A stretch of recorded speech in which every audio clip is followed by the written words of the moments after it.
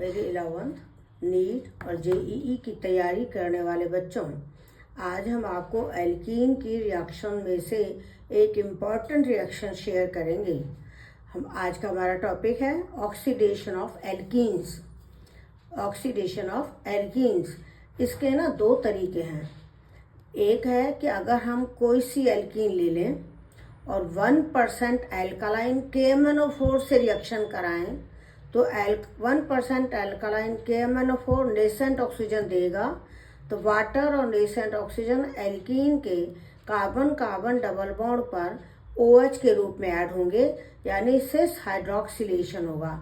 सिस hydroxylation मतलब दोनों OH एक साइड से जुड़ेंगे। जैसे ये प्रोपीन है तो प्रोपाइलिन ग्लाइकॉल बना, इथाइलिन से इथाइलिन ग्लाइकॉल बना। और 1% एल्कालाइन KMnO4 को बेयर्स रिजेंट कहते हैं। इसका पर्पल कलर एल्कीन से रिएक्शन होने पर डिसअपियर हो जाता है, क्योंकि KMnO4 MnO2 में बदल जाता है।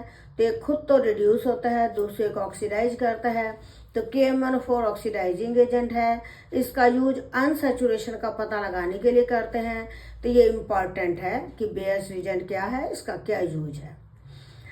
दूसरा तरीका है कि एल्कीन की एसिडिक KMnO4 या एसिडिक पोटेशियम डाइक्रोमेट से ऑक्सीडेशन कराते हैं तो कार्बोक्सिलिक एसिड्स बनते हैं। इसमें एल्कीन का जो प्राइमरी कार्बन है वो CO2 में बदलता है, सेकेंडरी कार्बन कार्बोक्सिलिक एसिड में बदलता है और टर्शियरी कार्बन कीटोन में बदलता है। आप ये 3 पॉइंट याद रख लेना, आपको हर तरह की रिएक्शन याद हो जाएगी। जैसे कोई सी भी एल्कीन लो, ये एल्कीन है, इसमें दोनों कार्बन प्राइमरी है तो CO2 बनेंगे।